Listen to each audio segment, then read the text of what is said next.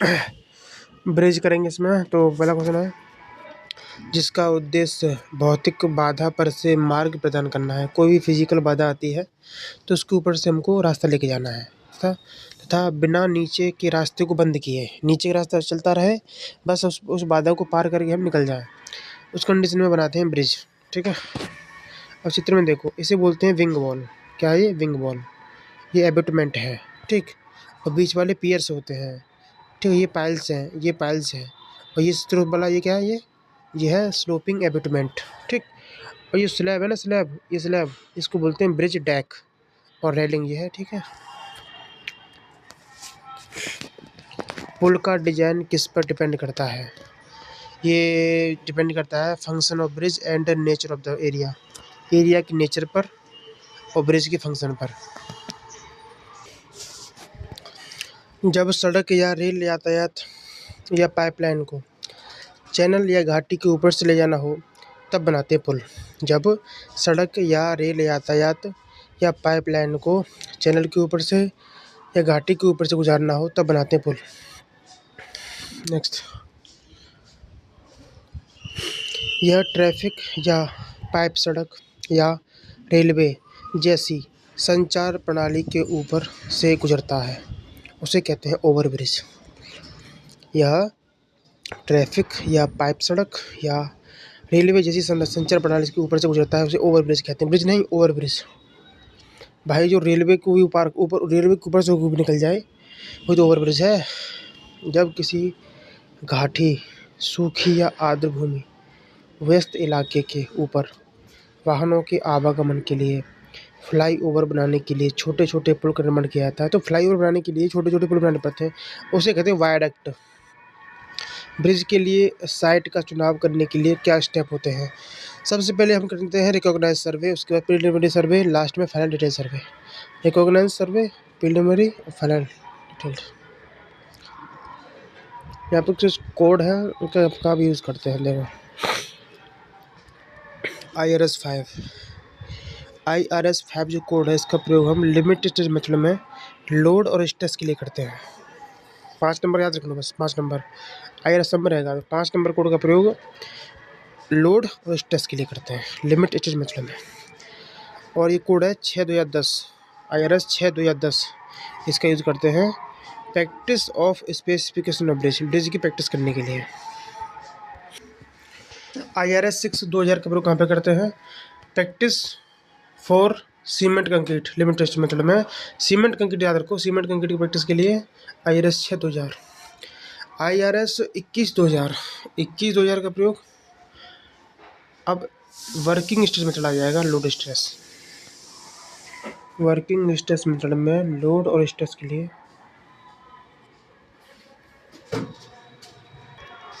Next है IRS 112/2000।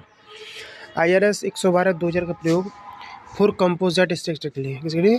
Composite structure के लिए करते हैं। और IRS 22 का प्रयोग करते हैं प्रैक्टिस फॉर कंक्रीट ब्रिज की प्रैक्टिस के लिए। और IRS 78 का प्रयोग करते हैं फाउंडेशन ब्रिज के लिए। ठीक है, दोबारा एक बार देख लेते हैं। IRS 78 का प्रयोग फाउंडेशन ब्रिज के लिए करते हैं। 22 का प्रयोग कंक्रीट ब्रिज के लिए। 112/2000 का प्रयोग कंपोजिट स्ट्रक्चर के लिए। IRS 21/2000 का प्रयोग लोड एंड स्ट्रेस में भी वर्किंग स्ट्रेस मेथड में। यहाँ पे टाइप्स ऑफ ब्रिज है और उसका स्पैन देख लेते हैं। कलवर्ट, पुलिया, इसका स्पैन होता है 6 मीटर से कम। ठीक है। माइनर ब्रिज की लंबाई होती है 6 से 30 मीटर और मेजर ब्रिज की 30 से 120 और लॉन्ग स्पैन ब्रिज की होती है 120 से ज़्यादा। देखो अगला क्वेश्चन है, types of bridge according to railway. Railway के हिसाब से जो ब्रिज होते हैं 2 प्रकार के होते हैं, एक होता है मेजर और एक माइनर। ठीक है। जो मेजर ब्रिज होता है ना, उसका टोटल वाटर वेज की लंबाई होती है 18 मीटर से ज़्यादा। ठीक है। और इसका जो span of clear width water veg, देखो टोटल वाटर वेज 18 मीटर ज़्यादा होता है और क्लियर वाटर वेज कितना होता है? 12 से ज़्यादा होता है। ठीक है। यहीं पर अगर बोल देगा माइनर ब्रिज तो उस कंडीशन बदल जाएगा। माइनर ब्रिज में टोटल वाटर वेज 18 से कम और क्लियर वाटर वेज 12 से कम। सभी सबसे भारी प्रकार के जो व्हीकल होते हैं उनके लिए किस प्रकार का ब्रिज प्रयोग करते हैं? भाई जो सबसे हैवीएस्ट टाइप के कॉमर्शियल व्हीकल जो होते हैं उनके लिए जो ब्रिज होता है वो होता है आईआरसी क्लास ए लोडिंग। इस प्रकार की लोडिंग उन सभी सड़कों पर बनाई जाती है जिन पर स्थायी पुल और पुलिया का निर्माण किया जाता है। तो ये लोडिंग होती है class 70 R loading. IRS class 70 R loading का प्रयोग कहाँ पे करते हैं? जहाँ पर स्थायी पुल और पुलिया बनानी हो। पुल के ऊपरी धारा और निचली धारा के बीच का जो जल सतह का अंतर होता है ना, उसे कहते हैं एफ्लक्स। ऊपरी धारा और निचली धारा के बीच का जल सतह का तलों का अंतर एफ्लक्स कहलाता है। किस आईआरएस क्लास लोडिंग का यूज मिलिट्री व्हीकल्स के लिए करते हैं? क्लास डबल ए लोडिंग का। किस प्रकार की लोडिंग का यूज अस्थायी पुलों जैसे लकड़ी के पुल हो गए आदि को डिजाइन करने के लिए? अस्थायी पुलों के लिए, लकड़ी के पुलों के लिए आईआरएस क्लास बी लोडिंग का प्रयोग करते हैं। ठीक है, नेक्स्ट। और सामान्यतः पुलों के नीचे वेग को सुरक्षित सीमा कितनी होती है? पुलों के नीचे जो वाटर बह रहा है उसकी स्पीड क्या होनी चाहिए? सामान्यतः 3 मीटर पर सेकंड। किसी पुल का भार वहन करने वाला फर्श जो भार को वहन करता है और मुख्य बीमों तक फैलाता है उसे कहते हैं डेक ब्रिज। पुल का फर्श सुपर स्ट्रक्चर के निचले भाग में बिछाया जाता है उसे कहते हैं थ्रो ब्रिज। भाई जिस पुल का फर्श जो है सुपर स्ट्रक्चर के निचले भाग में बिछाया जाता है उसे थ्रो ब्रिज कहते हैं। Flooring located at intermediate level. अब ये फर्श है ना, इस पुल का जो फर्श है वो इंटरमीडिएट लेवल पे आता है उसे कहते हैं सेमी थ्रो ब्रिज। भाई जिस पुल का फर्श सुपर स्ट्रक्चर के निचले भाग में होता है तो उसे थ्रो ब्रिज कहते हैं, और जिस पुल का फर्श सुपर स्ट्रक्चर की इंटरमीडिएट लेवल में होता है या जिसका फर्श इंटरमीडिएट लेवल पे होता है उसे कहते हैं semi through bridge. Temporary bridge का प्रकार। टेम्परेरी ब्रिज कौन से होते हैं? एक तो पेंटून ब्रिज होता है, ठीक, बोट ब्रिज, फ्लाइंग ब्रिज, सब टेम्परेरी ब्रिज होते हैं। और परमानेंट ब्रिज कौन से होते हैं? आरसीसी का ब्रिज परमानेंट होता है, मैसनरी ब्रिज, स्टील ब्रिज, सब परमानेंट होते हैं। अब हम पढ़ेंगे ब्रिज के कंपोनेंट घटक। बहुत सारे घटक होते हैं जैसे फाउंडेशन, एक तो होता है सब स्ट्रक्चर। अब सब स्ट्रक्चर में क्या आता है? जो फाउंडेशन नीचे वाला पार्ट, जैसे फाउंडेशन हो गया, पियर हो गया, एबैटमेंट हो गया, विंग वॉल होता है, अप्रोच, ये सब स्ट्रक्चर। और दूसरा कंपोनेंट होता है सुपर स्ट्रक्चर वाले पार्ट, जैसे बीम हो गया, गार्डर हो गया, ट्रस हो गया, फ्लोरिंग, ठीक है, hand rail, parapet wall, bearing और ब्रेसिंग, कनेक्ट गार्डर, सब सुपर स्ट्रक्चर के पार्ट होते हैं। पुल के डिजाइन में किस लोड को एक साथ कार्य करने वाला नहीं माना जाता? तो विंड लोड और सेस्मिक लोड। यह लोडिंग उन सभी सड़कों पर अपनाई जाती है जिन पर परमानेंट ब्रिज और पुलिया का निर्माण किया जाता है। तो बड़े दिनों भी थोड़ी देर पहले परमानेंट ब्रिज पुलिया के लिए क्लास लोडिंग का प्रयोग करते हैं। किस ब्रिज का फैलाव सबसे लंबा होता है? तो सबसे लंबा जो फैलाव होता है वो ब्रिज होता है सस्पेंशन ब्रिज। लार्ज स्पान और भूकंप प्रतिरोधी पुलों के लिए किस तरह की बियरिंग का यूज़ करते हैं? बड़े स्पान के लिए और भूकंप प्रतिरोधी पुलों के लिए जो होता है बियरिंग वो होती है पॉट PTFE बियरिंग। पॉट याद रखो बस। लार्ज स्पान और भूकंप प्रतिरोधी पुलों के लिए बियरिंग होती है पॉट बियरिंग। दो एबैटमेंट्स के इंटरफेसेस के बीच की दूरी लेंथ ऑफ ब्रिज कहलाती है। ब्रिज की लेंथ क्या होती है? दो एबैटमेंट के बीच की इंटरफेसेस के बीच की दूरी। नेक्स्ट है clear distance between two piers और एबैटमेंट। दो पियर और एबैटमेंट के बीच की क्लियर डिस्टेंस जो होती है उसे क्लियर स्पान कहते हैं। नेक्स्ट है if number of span in bridge is n। अगर किसी ब्रिज में नंबर ऑफ स्पान n है तो नंबर ऑफ पियर्स कितने हो जाएंगे? n-1। भाई किसी ब्रिज में अगर नंबर ऑफ स्पान n है तो नंबर ऑफ पियर हमेशा एक कम होता है, ठीक है। नेक्स्ट, यदि नंबर ऑफ स्पान किसी ब्रिज में n है तो लेंथ ऑफ ब्रिज कितनी हो जाएगी? तो वो हो जाती है n×l plus n-1 into B.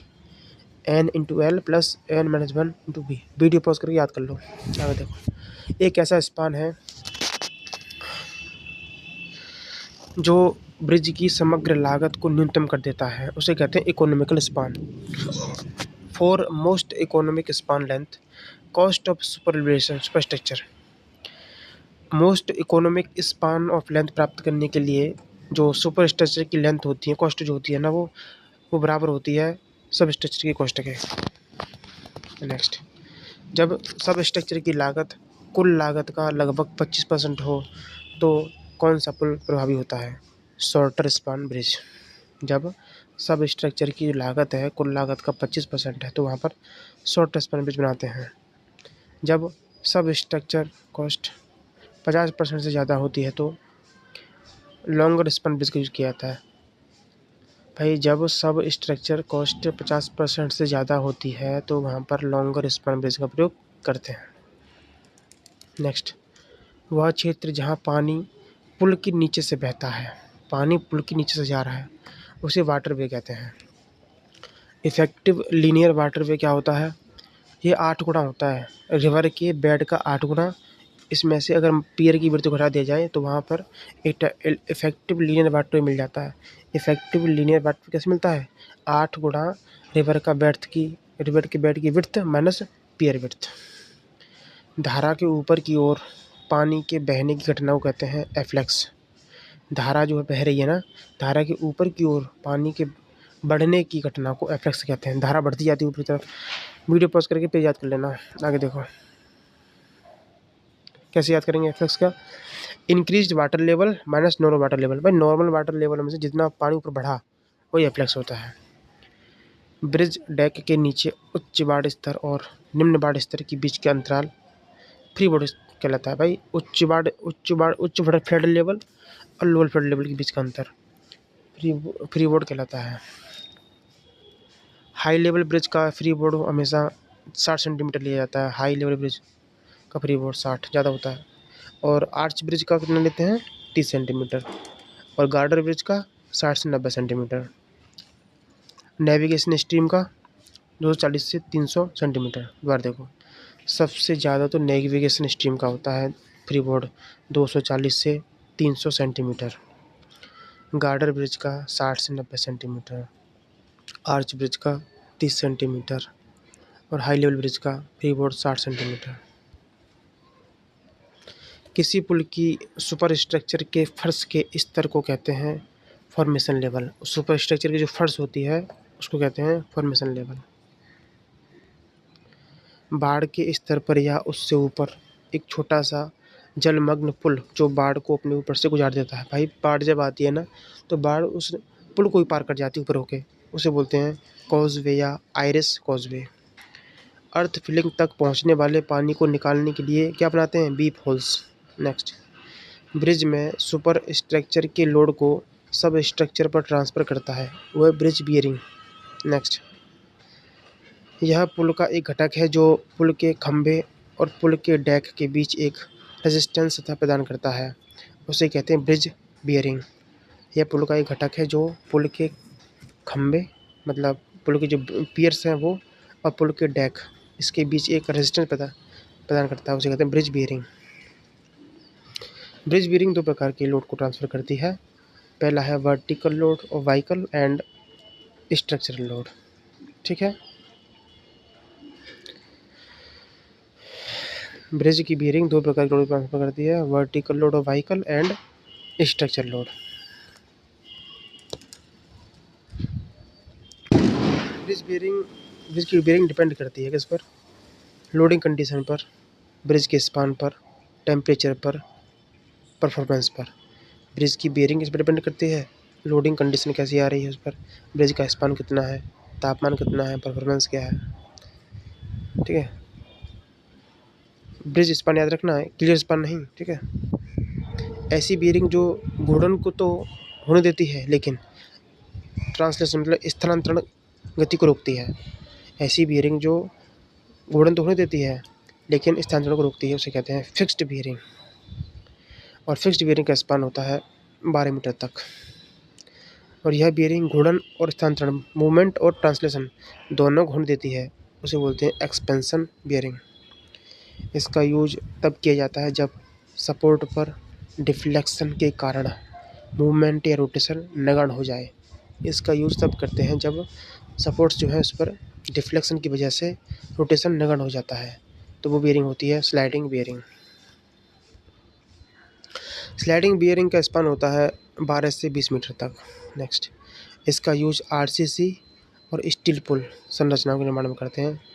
तो रोलर बियरिंग भाई आरसीसी में और स्टील की पुलों में जो बियरिंग होती है वो होती है रोलर बियरिंग। यह लंबी दिशा में रोटेशन और स्थानांतरण दोनों प्रकार की गति को समायोजित करती है। यह लंबी दिशा में रोटेशन और स्थानांतरण दोनों को देती है, वो होता है सिंगल रोलर बियरिंग। ये बियरिंग पैड्स वर्टिकल लोड पर कंप्रेस होते हैं और हॉरिजॉन्टल रोटेशन को समायोजित करते हैं। कुछ वर्टिकल पैड्स होते हैं, मतलब बियरिंग पैड होते हैं, उसका आधार चार्ट टाइप का बियरिंग पैड होते हैं जो वर्टिकल लोड पर तो कंप्रेस हो जाते हैं, ठीक है, और हॉरिजॉन्टल रोटेशन को समायोजित करते हैं तथा लेटरल शियर मूवमेंट प्रदान करते हैं, उसे कहते हैं इलास्टोमेरिक बियरिंग। इलास्टिक, इसमें इलास्टिसिटी गुण होता है। सीट्स पर पिन और रोटेशन को सुगम बनाते हैं। सीट्स पर पिन होता है जिससे आप जो है रोटेशन कर सकते हैं, तथा एक कर्व्ड सरफेस होता है, स्थानांतरण गति को सुगम बनाती है। देखो, शीर्ष पर जो पिन है वो रोटेशन को सुगम बनाता है और जो कर्व सरफेस है वो स्थानांतरण गति को सुगम बनाता है, उसे कहते हैं rocker and pin bearing. Next, rocker and pin bearing कितने स्पान के लिए होती है? 20 मीटर से ज़्यादा। Road way width for cycle, cycle के लिए रोड वे विड्थ देखते हैं तो विदाउट ओवरटेकिंग और विद ओवरटेकिंग। तो बिना ओवरटेकिंग तो होती है 2 metre road way width cycle की, बिना बिना ओवरटेकिंग के, और विद ओवरटेकिंग होती है 3 मीटर। अब हम देखेंगे कुछ स्टील के ब्रिज, किसके? स्टील के ब्रिज हैं स्पेशली, और इन स्टील के ब्रिजों का स्पान। पहला है स्टील आर्च ब्रिज, इसकी लंबाई होती है 500 मीटर। स्टील का जो आर्च ब्रिज होता है ना वो 500 मीटर लंबा होता है, ठीक है। और दूसरा है स्टील बो स्ट्रिंग गर्डर ब्रिज, किसमें क्या कौन सा बढ़ाता है? इसमें बढ़ाता है बो स्ट्रिंग, ठीक है। ये होता है 2400 मीटर वाला। अब है सस्पेंशन, केबल सस्पेंशन, स्टील का है लेकिन केबल सस्पेंशन ब्रिज है, तो वो 1200 मीटर केबल तारों का होता है। भाई जो हमारा बो स्ट्रिंग ब्रिज है, गर्डर ब्रिज है, इसका ही आधा होता है हमारा केबल सस्पेंशन ब्रिज जो 1200। अब है प्लेट गार्डर ब्रिज, स्टील का प्लेट गार्डर, तो ये 30 मीटर का होता है प्लेट वाला। अब rolled steel beam bridge, steel rolled beam bridge, ये 10 मीटर का होता है। इसमें स्टील को रोलिंग करके बीम बनाई जाती है। अब है स्टील ट्रस ब्रिज, ये इम्पोर्टेंट है, ट्रस ब्रिज 180 मीटर का। ये सब स्टील के ब्रिज हैं। नेक्स्ट, इम्पैक्ट फैक्टर का फॉर्मूला होता है I=A/BL। यहाँ पर बी और ए जो है ये कांस्टेंट है, एल स्पान है। तो इसके में देखते हैं, अगर आरसीसी ब्रिज है तो वहाँ पर ए की वैल्यू क्या होगी, बी की वैल्यू क्या होगी इस फॉर्मूले में, इम्पैक्ट फैक्टर के फॉर्मूले में ए और बी की वैल्यू क्या होती है आरसीसी ब्रिज के लिए? तो 4.5 6। स्टील के ब्रिज में 9 13, 4.5 6 9 13। स्टील का ब्रिज है ये आरसीसी का है, ये स्टील का है। तो आरसीसी ब्रिज के लिए क्या होते हैं बी की वैल्यू 4.5 6, स्टील ब्रिज के लिए 9 बार 9 13। Centrifugal force for road bridge, road के ब्रिज में सेंट्रीफ्यूगल फोर्स और रेलवे के ब्रिज में सेंट्रीफ्यूगल फोर्स दोनों का देखेंगे हम। तो देखो, रोड के बारे में बात करता है तो वहाँ पर कैपिटल डब्ल्यू होता है, W V²/12.95R, ठीक है। वहीं अगर रेलवे बोल देगा तो स्मॉल डब्ल्यू हो जाता है, ठीक है, 12.95R, ठीक है। Next, for high level bridge the free board should not be less than, high level bridge में फ्री बोर्ड जो होता है कितने से कम ना हो, 60 सेंटीमीटर से कम ना हो। बंदरगाह के संदर्भ में एक सीमित क्षेत्र जो प्राकृतिक रूप से द्वीपों से घिरा हुआ है, जैसे कि कोई खाड़ी उपलब्ध हो, उसे कहते हैं परिचालित प्राकृतिक सड़क। बंदरगाह के संदर्भ में एक सीमित क्षेत्र जो प्राकृतिक रूप से द्वीपों से घिरा हुआ होता है, ठीक है, उसे क्या कहते हैं? परिचालित प्राकृतिक सड़क। अब देखो, जो स्लैब का ब्रिज होता है ना, वो तो हम पढ़े थे स्टील वाला, वो तो छोड़ो, वो स्टील का था, अब हम वैसे पढ़ेंगे। स्लैब का ब्रिज जो बनता है उसकी लंबाई होती है 9 मीटर। आर्च की ब्रिज की लंबाई होती है 3 से 15, याद रखना। स्लैब का ब्रिज 9 मीटर लंबा, आर्च का ब्रिज 3 से 15 मीटर लंबा, और गार्डर और बीम का जो ब्रिज होता है, गार्डर बीम का ब्रिज बनता है वो 10 से 60 मीटर। सस्पेंशन ब्रिज सबसे बड़ा होता है, सस्पेंस 500 से लेकर 1400 मीटर। और क्वेश्चन आता है कि सबसे लंबा ब्रिज कौन सा होता है, सस्पेंशन ब्रिज। ड्राई वैली, सूखी घाटी पर बने पुल को कहते हैं वायडक्ट या घाटी सेतु। पुल की ऊंचाई बाढ़ स्तर से 1.2 से 1.1 मीटर से ऊपर अधिक रखी जाती है। पुल की हाइट हमेशा बाढ़ के लेवल से 1.2 से लेकर 1.1 मीटर तक रखी जाती है। एक तुला ब्रिज या एक बस्क्योल ब्रिज जो होता है, ये मूवेबल ब्रिज होता है, मूवेबल। नेक्स्ट, पुलिया के कुशन की मिनिमम हाइट। पुलिया के जो कुशन होता है उसकी हाइट होती है 600 mm या कम से कम 350 mm, 600 mm या 350। किस मिश्रण को ब्रिज डेक पर डामरीकरण के लिए डाला जाता है। मतलब ब्रिज की जो डेक स्लैब होती है ना, उसके ऊपर इसका लेप लगाते हैं डामर का, वो होता है मास्टिक एस्फाल्ट। Mastic asphalt. एक पुल को लंबा पुल कब कहते हैं, उसका स्पान 120 मीटर होता है। लॉन्ग स्पान ब्रिज का स्पान 120 मीटर। एबेटमेंट पियर का यूज किसके निर्माण में करते हैं, आर्च ब्रिज में। जब आर्च का ब्रिज बनाते हैं ना, तब उसमें हम एबेटमेंट और पियर बनाते हैं। किस घटक में वीप होल्स बनाए जाते हैं, एबेटमेंट में। वीप होल्स हमेशा एबेटमेंट में डाले जाते हैं। किस प्रकार का सपोर्ट आमतौर पर लंबे पुलों के एक सिरे पर स्थित होता है। किस प्रकार का सपोर्ट लंबे जो पुल होते हैं उनके एक सिरे पर स्थित होता है, उसे बोलते हैं रोलर रोलर सपोर्ट। किस पुल की पाट सबसे लंबी होती है, सस्पेंशन ब्रिज। यदि अधिकतम डिजाइन डिस्चार्ज अगर 0.3 मीटर के ऊपर सेकंड है तो हाई फ्लड लेवल के ऊपर रोड ब्रिज के लिए आवश्यक कम से कम वर्टिकल क्लियरेंस क्या होगा। तो यहाँ पर सबका दे रखा है 150 mm हो गया। देखो यहाँ पर दे रखा है, अगर आपका डिस्चार्ज, अगर आपका मैक्सिमम डिजाइन डिस्चार्ज आपका 0.3 मीटर पर सेकंड है, ठीक है, तो उस कंडीशन में जो आपका मिनिमम वर्टिकल क्लियरेंस होगा 150 mm, ठीक है। अब यहीं पर अगर आपका डिस्चार्ज 0.3 से ज़्यादा और 3 तक है तो 450 लेंगे मिनिमम वर्टिकल क्लियरेंस। 0.3 के लिए क्लियरेंस क्या होता है, 150।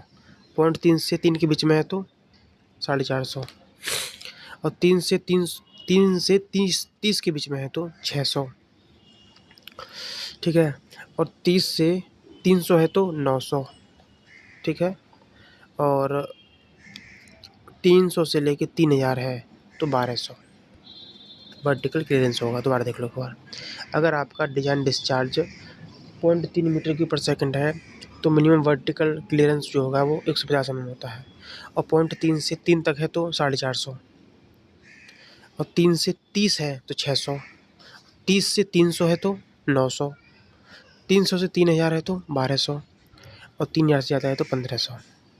अब खुद सोचो, इधर देखो, 1.3 आया, 1.3 से 3 हो गया, 3 से 30, हर बार एक जीरो बढ़ता जाएगा, 30 हो गया, फिर 30 से 300 हो गया, 300 से 3000, हर बार एक जीरो बढ़ता जा रहा है। ऐसे ही इस कंडीशन इधर भी देख लेंगे, कैसे करेंगे, 0.3 का 150 हो गया, इसके बाद 450, 600, 900, 1200, 1500, क्या है 150, 450, 600, 900, 1200, 1500। The IRC code for the standard specification and code for practice for road bridge. देखो आपको IRC लोडिंग बतानी है, किसके लिए, प्रैक्टिस फॉर रोड ब्रिज के लिए। IRC 6 होता है। क्षैतिज वक्रों को डिजाइन के लिए दिशा निर्देश किस IS कोडिंग में बताया गया है, किससे लोडिंग में बताया गया है, क्षैतिज वक्रों को डिजाइन के लिए IRC 38। IRC के अनुसार महत्वपूर्ण गलियारों पुलों के डिजाइन के लिए जहां स्टेटर इकाइयों, टरबाइनों, भारी उपकरणों और मशीनरी ले जाने वाले ट्रेलर वाहन का मार्ग कभी कभी हो सकता है। वाहन चल भार के किस वर्ग पर विचार किया जाएगा, क्लास SV लोडिंग, इसको रट लेना भाई। IRC के अनुसार क्लास A लोडिंग वाहन का जो रेंज होती है वो 2.7 से लेके 11 टन होती है। जो क्लास A लोडिंग वाला जो वाहन होता है उसकी रेंज हमेशा 2.7 से 11.4 होती है। जल स्तर को गहरा करने के लिए बंदरगाह में पानी से मिट्टी निकालने की प्रक्रिया क्या कहलाती है, ड्रेजिंग। भाई जल स्तर को गहरा करना है तो बंदरगाह से पानी में से मिट्टी निकालनी पड़ेगी। उस प्रोसेस को कहते हैं ड्रेजिंग। ब्रेक वाटर क्या है? तट क्षेत्र को लहर एक्शन से बचाने के लिए, जो हमारा तट है किनारा, उसको लहर की एक्शन से बचाने के लिए आमतौर पर छोटी रेखा के समांतर विशाल संरचना का निर्माण किया जाता है, उसे कहते हैं ब्रेक वाटर। विंग वॉल को इसके लिए डिजाइन किया जाता है अर्थ प्रेशर के लिए। विंग वॉल हमेशा पृथ्वी के प्रेशर से, मिट्टी का जो प्रेशर आता है उसके लिए बनाई जाती है। स्टड एबुटमेंट है, शॉर्ट एबुटमेंट को स्टड एबुटमेंट कहते हैं। ब्रिज डेक का कौन सा संचलन इलास्टोमेरिक बियरिंग द्वारा अनुमत किया जाएगा? तो इलास्टोमेरिक बियरिंग क्या करती है? ये ट्रांसलेशन और रोटेशन दोनों को होने देती है। राष्ट्रीय राजमार्ग के पुलों के लिए आईआरसी के अनुसार कौन सी लोडिंग होती है? राष्ट्रीय राजमार्गों के लिए आईआरसी क्लास AA लोडिंग होती है। पुल में प्रयुक्त फिक्स्ड टाइप की बियरिंग कौन सी होती है? RC rocker bearing. पुल में फिक्स्ड टाइप की bearing RC rocker bearing. Longitudinal stress on bridge, किसी ब्रिज पर लॉन्गिट्यूडनल स्ट्रेस आता है वो चल भार का 20% होता है। पुल के किनारों पर खरोंच को रोकने के लिए इस्तेमाल किया जाने वाला सबसे आम उपाय रिप्रैप है। रिप्रैप पुल के किनारों पर खरोंच को रोकने के लिए जो आम उपाय है वो रिप्रैप। इनमें से कौन सा इलास्टोमेरिक बियरिंग का एक प्रकार है? तो न्यूप्रेन रबड़ बियरिंग। न्यूप्रेन की रबड़ बियरिंग इलास्टोमेरिक बियरिंग है। रोलर बियरिंग का यूज़ कहाँ पे होता है? रोलर बियरिंग का प्रयोग इस्पात और कंक्रीट के पुल दोनों में होता है। पुल के डिजाइन में हवा और भूकंपीय भार को एक साथ कार्य करने के लिए नहीं माना जाता। आईआरसी क्लास ए लोडिंग को उन सभी सड़कों पर अपनाया जाता है जिन पर स्थायी पुल और पुलिया बनाने हैं। भाई सही बात है, स्थायी पुल और पुलिया आगे पड़ चुके हैं वो क्लास ए लोडिंग होती है। नेक्स्ट, अब क्लास बी लोडिंग इस प्रकार की लोडिंग का प्रयोग अस्थायी पुलों के लिए, जैसे लकड़ी का ब्रिज हो, ये सब के लिए करते हैं। और आईआरसी AA क्लास ए लोडिंग का प्रयोग कहाँ पर करते हैं? इस प्रकार की लोडिंग को नए पुलों के डिजाइन के लिए, विशेष रूप से भारित लोडिंग पुलों जैसे राजमार्गों के लिए, शहरों के लिए, इन क्षेत्रों के आदि के लिए जो पुल का डिजाइन किया जाता है वो क्लास AA लोडिंग होता है। ट्रस ब्रिज की लंबाई होती है 50 से 100 मीटर। ट्रस ब्रिज की लंबाई 50 से 100 मीटर। आईआरसी के अनुसार नगर निगम सीमा के भीतर जो पुल आते हैं उन पर लोडिंग होती है क्लास AA। जलमार्ग की आधारभूत संरचना के तहत एक लंबा उत्खनित कक्ष जिसमें किनारे की दीवारें, एक अर्धवृत्ताकार सिरा, दीवार और एक फर्श होता है, उसे ग्रेविंग डॉक कहते हैं। द्वारों को जलमार्ग की आधारभूत संरचना के तहत एक लंबा उत्खनित कक्ष बनता है जिसमें किनारे की दीवारें, एक अर्धवृत्ताकार सिरा, दीवार और एक फर्श होता है, ग्रेविंग डॉक बोलते हैं। छिद्रों या वेंट्स, छिद्रों के साथ या बिना एक पक्की पनडुब्बी संरचना जो बाढ़ को इसके माध्यम से और इसके ऊपर से गुजरने देती है, कॉजवे बोलते हैं। किसी भी सड़क पुल में तिरछा कोण 30 डिग्री होता है। बाढ़ का रिटर्न पीरियड जो होता है 100 साल होता है। जहाँ तक हो सके पुल का संरेखण हमेशा वर्गाकार होना चाहिए। ब्रिज पियर के लिए बहुत गहरे पानी में नींव का यूज़ करना चाहिए, वेल फाउंडेशन। भाई ब्रिज का आपको पियर का निर्माण करना है तो बहुत गहरा पानी है तो वहाँ पर कौन सी फाउंडेशन बनाओगे? Well foundation. पुल में उपयोग की जाने वाली रिवेट का व्यास 22 से 25 mm रखा जाता है। ब्रिज डेक स्लैब के लिए अनुमत उपयुक्त सतह सामग्री, तो ब्रिज डेक स्लैब के लिए सामग्री होती है वो मास्टिक एस्फाल्ट होती है। एबटमेंट के समकोण पर निर्मित विंग वॉल कहलाती है रिटर्न विंग वॉल। एबटमेंट के समकोण पर निर्मित wing wall return wing wall कहलाती है। ब्रिज डेक में प्रदान किए जाने वाले विस्तार जोड़ों की मानक चौड़ाई 25 mm। ब्रिज डेक में जो जोड़ दिए जाते हैं उसकी चौड़ाई 25 mm। Free board formation level और हाई फ्लड लेवल के बीच का अंतर होता है। जो फ्री बोर्ड होता है ना, वो फॉर्मेशन लेवल और हाई फ्लड लेवल के बीच का लेवल का अंतर होता है। पुल 50 मीटर स्थल जांच के प्रारंभिक सर्वेक्षण के लिए किस अंतराल पर, देखो पुल का जो स्थल है वो जांच के प्रारंभिक सर्वेक्षण के लिए किस अंतराल पर दिया जाता है? 50 मीटर। पुल स्थल जांच के लिए प्रारंभिक सर्वेक्षण में किस अंतर पर दिया था? 50 मीटर।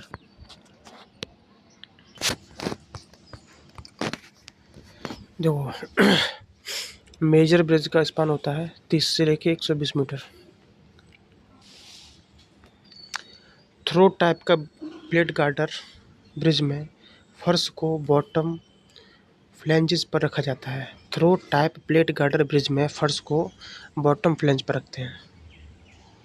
नेक्स्ट, तटीय क्षेत्रों में योजनाबद्ध पुल के विशेष रूप में प्रभाव का विरोध करने के लिए डिजाइन किया जाना चाहिए भूकंप भार। तटीय क्षेत्रों में योजनाबद्ध पुल के विशेष रूप में प्रभाव का विरोध करने के लिए डिजाइन किया जाना चाहिए भूकंप भार। पुलों के निर्माण में इंक्रीमेंटल लॉन्चिंग विधि का यूज तब किया जाता है जब पुल के डेक इससे बड़े हों, 250 मीटर से ज़्यादा। पुल के निर्माण में इंक्रीमेंटल लॉन्चिंग विधि का प्रयोग तब करते हैं जब पुल के डेक का जो लंबाई है 250 मीटर ज़्यादा हो। प्रस्तावित पुल स्थल पर नदी का एक क्रॉस सेक्शन लगभग क्षैतिज पैमाने पर 1:2000 लेता है। प्रस्तावित पुल स्थल पर नदी का एक क्रॉस सेक्शन कितना लेते हैं? लगभग क्षैतिज पैमाने पर 1:2000। सिंगल लेन पुल के वाहन यातायात के लिए अपनाए जाने वाले कैरेज वे की कम से कम चौड़ाई। भाई सिंगल लेन पुल है, ठीक है, अब वहाँ पे वाहन यातायात चल रहा है, गाड़ी चलेंगी, तो वहाँ पर जो कैरेज वे की कैरेज वे की चौड़ाई कितनी लेते हैं? 4.25 मीटर। इन ब्रिज फिक्स्ड बियरिंग, ब्रिज में फिक्स्ड बियरिंग क्या करती है? फिक्स्ड बियरिंग जो होती है ना वो रोटेशन को तो अलाउ करती है बट ट्रांसलेशन को रोकती है, रिस्ट्रिक्ट करती है।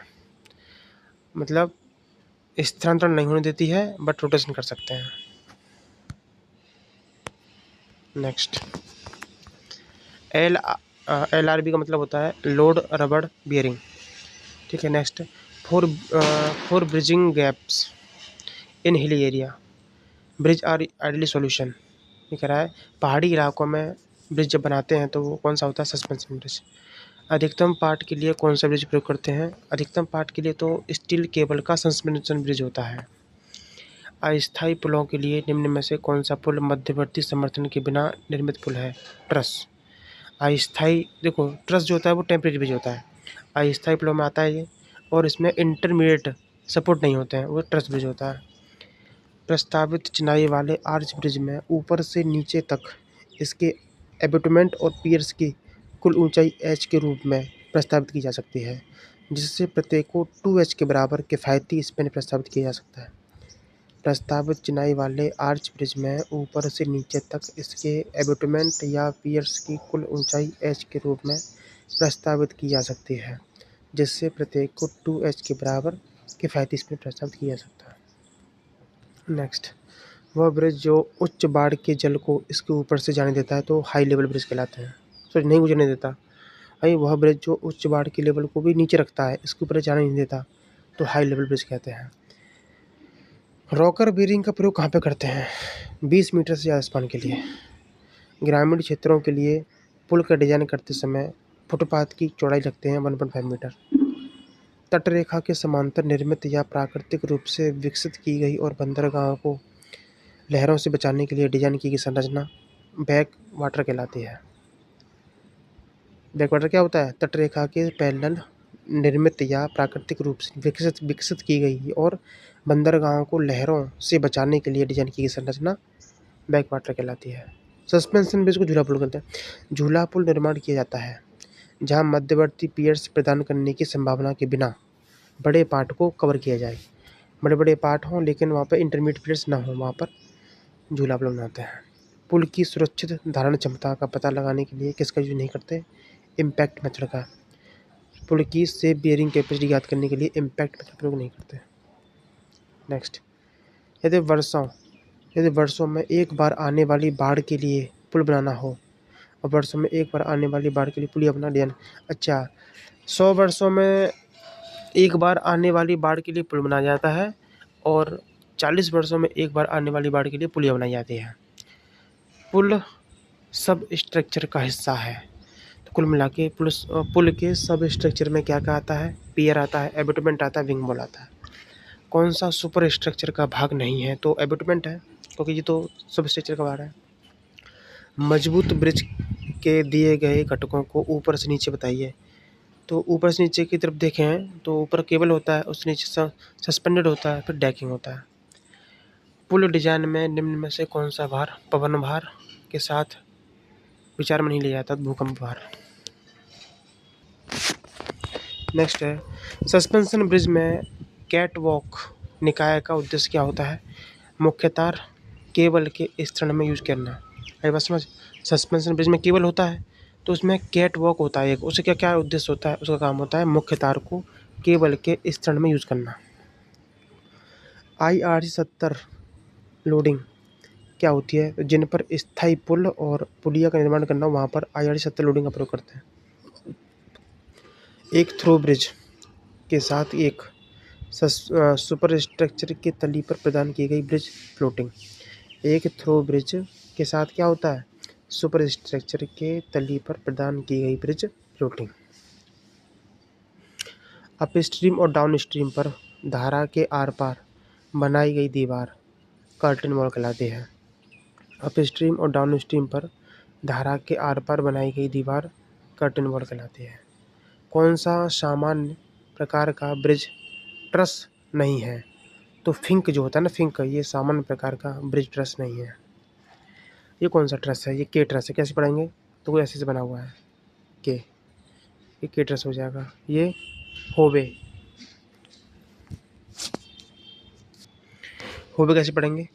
होबे में क्या रहता है? देखो ऐसे रहेगा, ऐसे रहेगा, ऐसे रहेगा, ऐसे रहेगा, ऐसे रहेगा, बट इसमें बीच में एक बार ऐसे रहता है, एक बार, सिर्फ पूरे में एक बार ऐसे रहेगा। ठीक है, ये होबे होता है। वारन में क्या आता है? वारन में हर जगह बीच में से कटा रहेगा, कई जगह पे, ये वारन होता है, लेकिन डिजाइन सबकी जैसी होती है इनकी। नेक्स्ट है प्राट। प्राट में क्या कहानी है? प्राट में एक बार भी बीच में नहीं आएगा डंडा, सिर्फ जैसे जहाँ से शुरू हुआ ऐसे करके ऐसे ऐसे खत्म हो जाएगा। 18 मीटर से कम जलमार्ग वाले और 12 मीटर से कम स्वच्छ जलमार्ग वाले पुल को माइनर ब्रिज कहते हैं। पढ़े थे ना, 18 से कम रहता है, 12 से कम रहता है तो माइनर ब्रिज होता है। कौन सा प्रकार मूवेबल स्पान सुपर स्ट्रक्चर वाला ब्रिज है? कौन सा प्रकार मूवेबल स्पान सुपर स्ट्रक्चर वाला ब्रिज है? मतलब मूव करता है, ये इसका स्पान मूव करता है। और ये जो ब्रिज है इसका क्या बोल रहा है? Movable span super structure bridge है। तो वो हो जाएगा तुला ब्रिज, कटबुट ब्रिज और लिफ्ट ब्रिज। तुला, कटबुट, लिफ्ट। वह बल जो पुल घटक के नींव भाग पर कार्य नहीं करता, मतलब फाउंडेशन पर, पुल के फाउंडेशन पर कार्य नहीं करता है, वो है विंड लोड।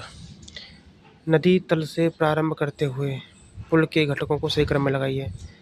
तो नींव होती है, उससे ऊपर एबटमेंट आता है, उसके ऊपर गार्डर आता है, गार्डर के ऊपर फर्श होता है। नींव, एबटमेंट, गार्डर, फर्श। किस प्रकार की नींव का यूज पुलों में नहीं करते? मैट या राफ्ट फाउंडेशन का प्रयोग नहीं करते।